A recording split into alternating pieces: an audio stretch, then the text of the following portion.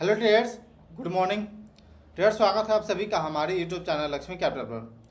Traders, आज है 2 अक्टूबर 2025 और आज दशहरा के दिन है। और इस दिन पे एक नया अकाउंट हमें मिला है हैंडल करने के लिए। छोटा सा अकाउंट है, लेकिन आई थिंक कि हम अपना बेस्ट दे सके उसमें। और क्योंकि कोई हम पे बिलीव करके अपना पैसा दे रहा है, तो हमें अपना बेस्ट देना चाहिए। तो यदि आप बिगनर है, स्टॉक मार्केट में पहली बार आए हैं, या फिर अभी अभी जस्ट स्टार्ट किए ट्रेडिंग करना और कंफ्यूज हैं कि कैसे ट्रेडिंग किया जाता है, कैसे इन्वेस्टमेंट किया जाता है, कैसे मार्केट में इंटर करना चाहिए, कैसे अप्रोच करना चाहिए मार्केट में, कौन से इंस्ट्रूमेंट में उन्हें फोकस करना चाहिए, तो आपको बिल्कुल इस वीडियो के अंदर हर एक बातें जानने को मिलेगा। क्योंकि यह वीडियो बिल्कुल बिगिनर पर्पज से रहेगा। और कैसे छोटा सा अकाउंट को हम मैनेज करते हैं और कैसे इसको ग्रो करते हैं हम, तो हर एक चीज़ हम इस वीडियो में जानेंगे। अभी तक हमने इसमें क्या बाई किया है, क्योंकि अच्छा रिटर्न इसमें बन रहा है। कुछ कुछ स्टॉक है जो कि लगभग 10% 15% के आसपास का रिटर्न दे रही है। छोटे से अकाउंट में 10% 15% या 20% का रिटर्न काफ़ी होता है। तो आज के दिन पे हम हर एक चीज़ बिल्कुल डिटेल में दिखाएंगे, आपको डिटेल में जेन्युइन तरीका से बताएंगे। तो चैनल में पहली बार है तो चैनल को सब्सक्राइब कर लीजिए, वीडियो को लाइक करिए। और चलिए हम शुरू करते हैं और आते हैं स्क्रीन पे। ओके ट्रेडर्स, तो हम स्क्रीन पे आ चुके हैं और ये मेरा नया एक अकाउंट है। ये भी हमने जीरोधा में ही खुलवाया क्लाइंट से बोल करके। छोटा सा क्लाइंट है, लगभग उनका एज लगभग 20 से 22 के आसपास का ही है, ज़्यादा एज भी नहीं है। और मिनिमम पैसा कमाते हैं, ज़्यादा कुछ ऐसा नहीं है कि बहुत बड़ा पैसा कमाते नहीं। नॉर्मल फैमिली बैकग्राउंड से लगभग 20,000 रुपये के आसपास पैसा कमाते हैं मंथली। देन वो अपने जो भी कमाई का बोले हैं कि 10% 50% यहाँ पे स्टॉक मार्केट में उनको इन्वेस्टमेंट करना है और मेरे थ्रू इन्वेस्टमेंट करना है। तो हमने उनको कुछ सजेशन दिया है। देन उसके अलावा जो भी फंड आया था उस पर हमने कुछ इन्वेस्टमेंट किया है और देन आगे भी इस प्रकार से हम इन्वेस्टमेंट करते चलेंगे। तो ये आप देख सकते हैं यहाँ पे क्लाइंट जो आईडी है यहाँ लिखा गया है। तो ये चलिए आपको दिखाते हैं। अभी फंड में देखा जाए तो सब मिनिमम 1 रुपया है, क्योंकि ओवरऑल जो भी था इन्वेस्टमेंट हो चुका है।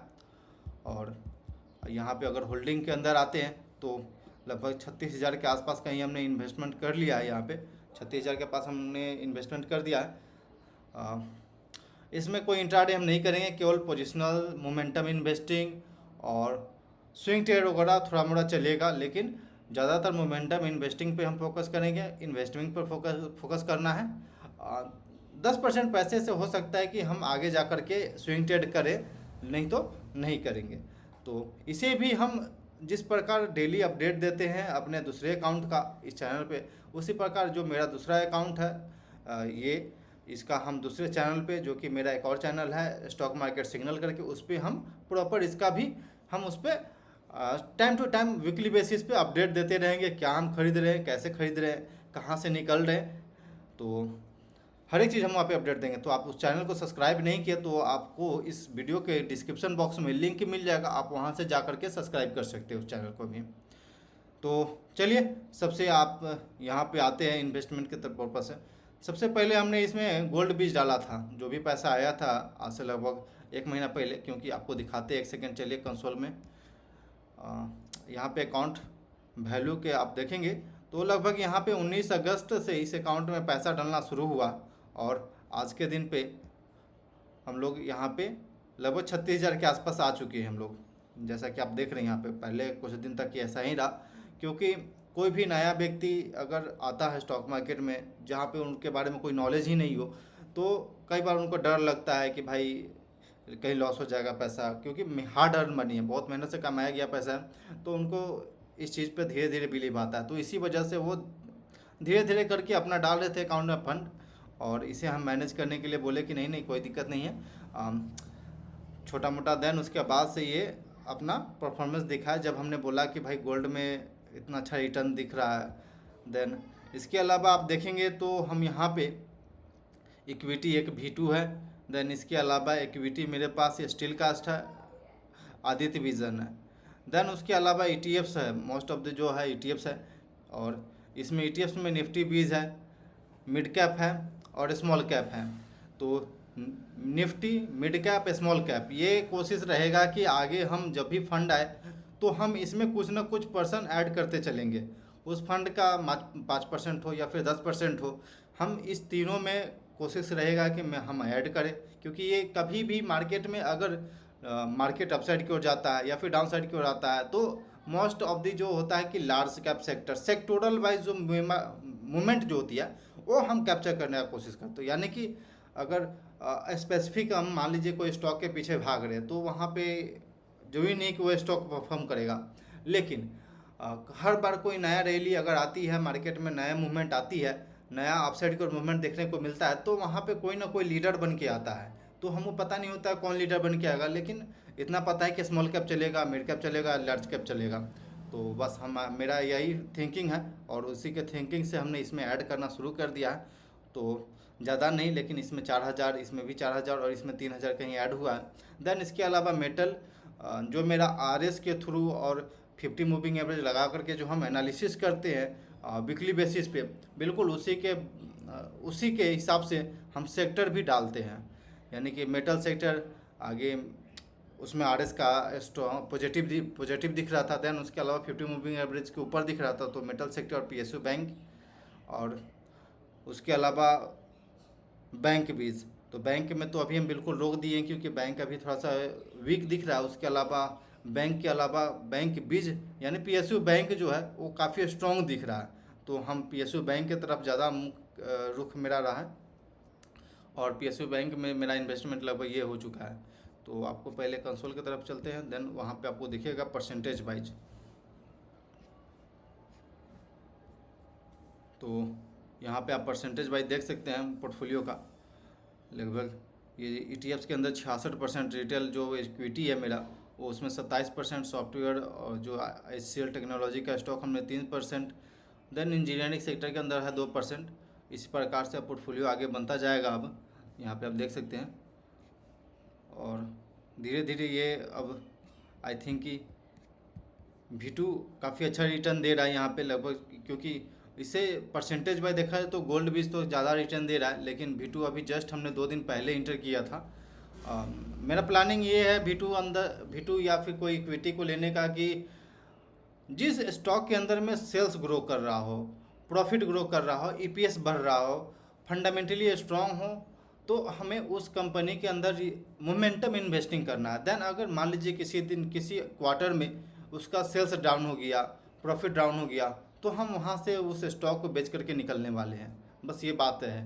तो जो मेरा ये अगला जो महीना चल रहा है कि हम उस तरह का स्टॉक सिलेक्ट करेंगे जिसके अंदर में सेल्स ग्रो हो रहा है, वो अपने पीयर का टॉप सेल्स करने वाला स्टॉक है, टॉप मोमेंटम में स्टॉक है, तो उस तरह का स्टॉक हम अपने पोर्टफोलियो में डालेंगे। देन अगर मान लीजिए इस क्वार्टर में हमने V2 बाई किया है, अगर अगले क्वार्टर में और अच्छा रिजल्ट आती है तो यहाँ पे हम फिर पिरामिडिंग करेंगे।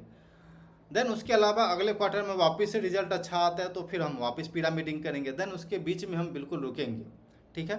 उसके बीच में हो सकता है कि हम जो मिड कैप निफ्टी का जो निफ्टी है, मिड कैप है, स्मॉल कैप है, इसके बीच में हम इसमें इन्वेस्टमेंट कर सकते हैं, या फिर जो सस्ता हो गया, जो अंडर वैल्यूड हो गया, उस पर थोड़ा ध्यान देंगे। लेकिन मोस्ट ऑफ द जो मेरा पैसा है इस तरह से चीज़ें जाएगा। सेम अगर आप फंडामेंटल एनालिसिस करते होंगे तो आप V2 का एक बार फंडामेंटल एनालिसिस करिएगा, उसका कॉन्कॉल पढ़िएगा, उसका PPT पढ़िएगा, उसमें आपको पता लग जाएगा कि किस तरह का कॉन्फिडेंस मेरा काम कर रहा है उस चीज़ को लेकर के, किस तरह का मेरी साइकोलॉजी उस चीज़ को लेकर के काम कर रही है कि जो मोमेंटम पकड़ लिया है कोई बिजनेस में।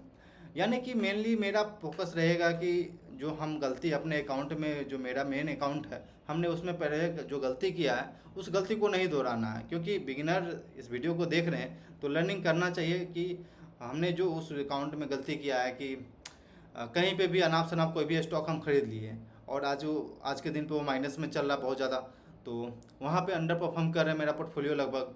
तो उस तरह का गलती हमें नहीं करना है। हमें यहाँ पे इस तरह का स्टॉक डालना है जो कि सेल्स ग्रो कर रहा हो, अच्छा प्रॉफिट दे रहा हो कंपनी। तो सिंपल, बस कोई भी स्टॉक आगे से हम लोग बाई करेंगे इस अकाउंट में तो उस पर बिल्कुल मेरा फंडामेंटल एनालिसिस भी रहेगा, देन उसके अलावा टेक्निकल एनालिसिस भी रहेगा। और ज़्यादा मेरा मेन फोकस है कि फंडामेंटल एनालिसिस के थ्रू ही हम इस स्टॉक को डालेंगे इसके अकाउंट के अंदर में। तो ये रहा अकाउंट।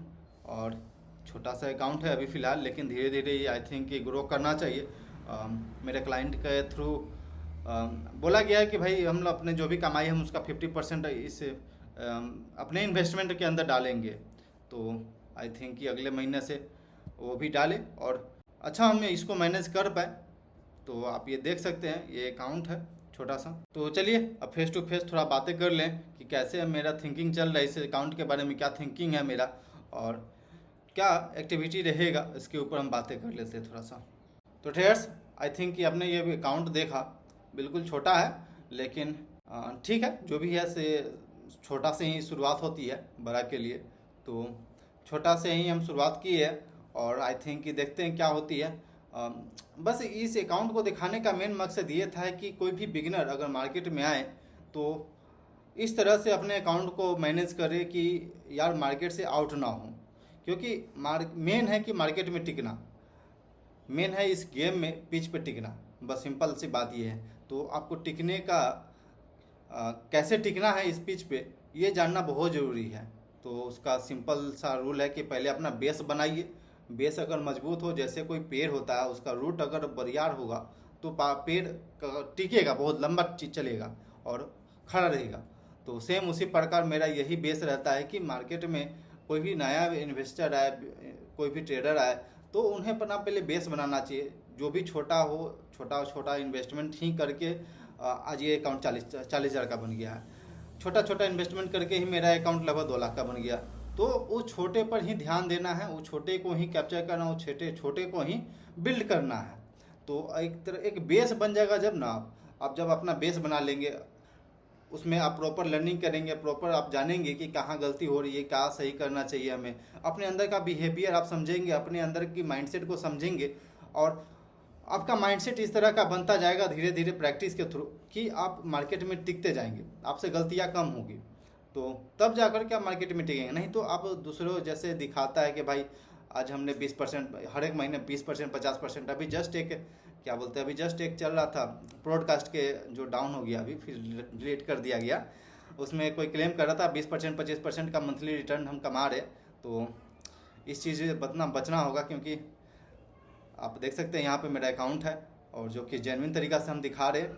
और ये फिलहाल अभी इन्वेस्टमेंट चालू हो चुका है और आई थिंक कि आपको लर्निंग मिलेगा इस वीडियो के थ्रू। आप जरूर अपडेट देखिएगा इस अकाउंट का। हम हर एक सप्ताह में इस अकाउंट का अपडेट देंगे कि क्या मूवमेंट रही और क्या हम एग्जिट किए, क्या इंटर किए इस अकाउंट से। हर एक चीज़ हम शेयर करेंगे और जानने को मिलेगा आपको दोस्तों। तो चलिए, आई थिंक कि आपको इस वीडियो के थ्रू लर्निंग मिला होगा और कमेंट सेक्शन में ज़रूर बताइएगा क्या लर्निंग मिला और क्या हमें इसमें और बताना चाहिए था जो हम मिस कर गए। तो कमेंट में ज़रूर बताइएगा। Okay traders, thanks for watching this video. Please like and subscribe my YouTube channel for more updates.